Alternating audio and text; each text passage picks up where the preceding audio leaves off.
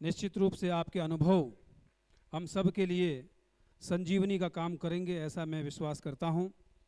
कार्यक्रम को आगे बढ़ाते हुए, क्योंकि हमारी मुख्य अतिथि मैडम को किसी अन्य कार्यक्रम में भी अभी जाना है, और क्योंकि महफिल की रौनक वही हैं, और मैंने निवेदन किया है कि मैम थोड़ा सा आप रुकें, तो मैं प्रोटोकॉल तोड़ते हुए मैं मैडम को आमंत्रित कर रहा हूं, और मैडम अपने अमूल्य वचनों से हमें कृतार्थ करेंगी। उसके बाद हमारा कार्यक्रम चलता रहेगा। रेखा मैम से मैंने गुजारिश की है कि थोड़ा सा कष्ट आपको ज़रूर होगा, आपका समय हम लेंगे।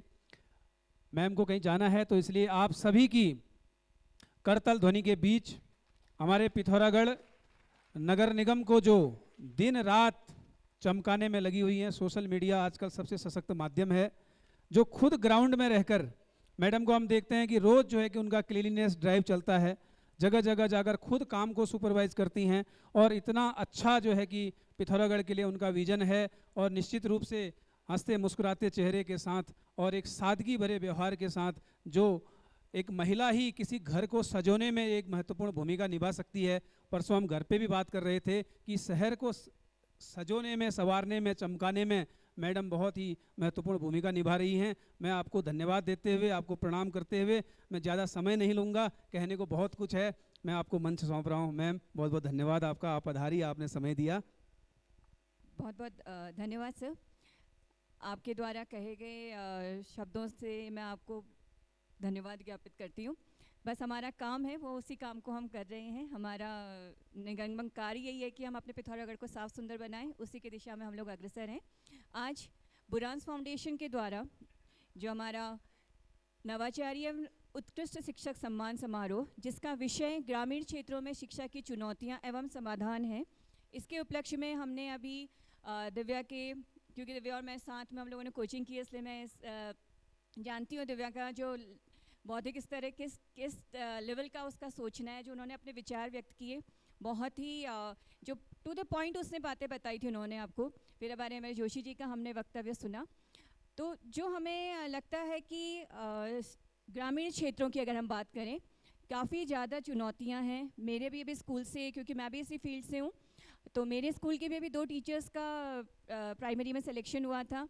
तो हमारी टीचर जो हमारे स्कूल में जो लोकल में है, आने के लिए जिन्हें परेशानी होती थी, अब वो बेचारे 2-2 घंटा पहले गाड़ी से जा रहे हैं, फिर 1 घंटा पैदल जा रही हैं।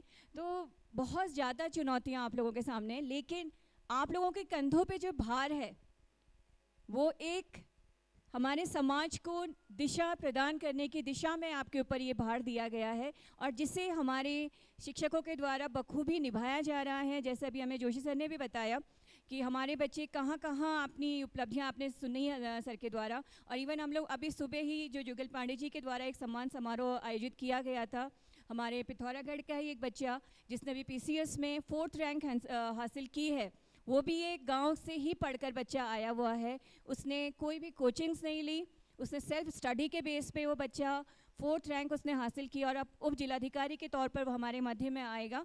तो ये एक दिखाता है कि हमारी जो ग्रामीण क्षेत्र की भी एजुकेशन है, वो बच्चों को किस तरीके से दी जा रही है कि बच्चा एक अपना तो वो अचीव कर ही रहा है, साथ में और बच्चों के लिए भी रोल मॉडल बना हुआ है। क्योंकि जो बच्चा एक अभी आज जिस बच्चे ने हमने जिसको सम्मानित किया, उसके साथ वो अपना तो सम्मानित हुआ है, साथ में उसने और बच्चों के लिए भी एक प्रेरणा का काम किया है। तो ऐसे हमारे बच्चों को जो आप लोग रोल मॉडल हैं, उनको आप लोग उनको एक डायरेक्शन दे रहे हैं, उन लोगों को उनकी नींव के साथ उनको आगे तक पहुंचाने में अपना महत्वपूर्ण योगदान दे रहे हैं। और समस्याएं तो हैं ही, जैसे अभी हमें दिव्या ने भी बताया, उसका हमारे जैसे मोदी जी के द्वारा और हमारे प्रधानमंत्री और हमारे मुख्यमंत्री जी के द्वारा भी, आपको जोशी जी ने भी बताया था कि जो भी समस्याएं आपके द्वारा रखी जाती हैं, जैसे आपने बोला कि टीचर्स अगर दीर्घकालिक अवकाश पे जाते हैं तो उसके लिए भी क्या सुविधा की जा सकती है, वो हमारे माननीय मुख्यमंत्री जी के द्वारा आप लोगों प्रधानाचार्यों को दी गई है।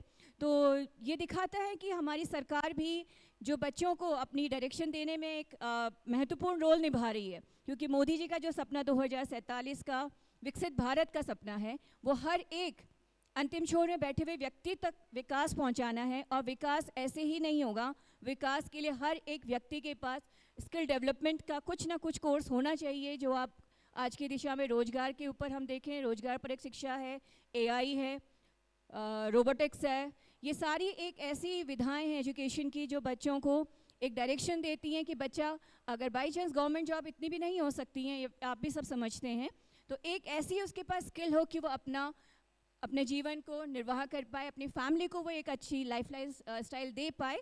तो इस दिशा में आप लोगों को मैं पुनः हार्दिक बधाइयाँ और धन्यवाद देती हूँ कि आप हमारे बच्चों को एक डायरेक्शंस दे रहे हैं, उनकी नींव को मजबूत कर रहे हैं। और साथ में आज हमारे समाज सेवियों का भी जो सम्मान का समारोह यहाँ पे किया गया है, जैसे आप जानते हैं कि जुगलदा है, नेहा है और भी जिन आज हमारे बीच में काफ़ी समाज सेवियों को सम्मानित किया गया। समाज सेवी अपना काम करता है, वो अनवरत करता रहता है, लेकिन वो एक सम्मान के साथ जब उसे सम्मान मिलता है तो एक उसके अंदर और पॉजिटिविटी आती है, एक उत्साहवर्धन होता है। तो इस तरीके के जो सम्मान समारोह हमारे समाज सेवियों के लिए, टीचर्स के लिए किए जाते हैं, उससे एक पॉजिटिविटी आती है और दुगने उत्साह के संग हमें काम करने का अंदर से इंस्पिरेशन मिलती है।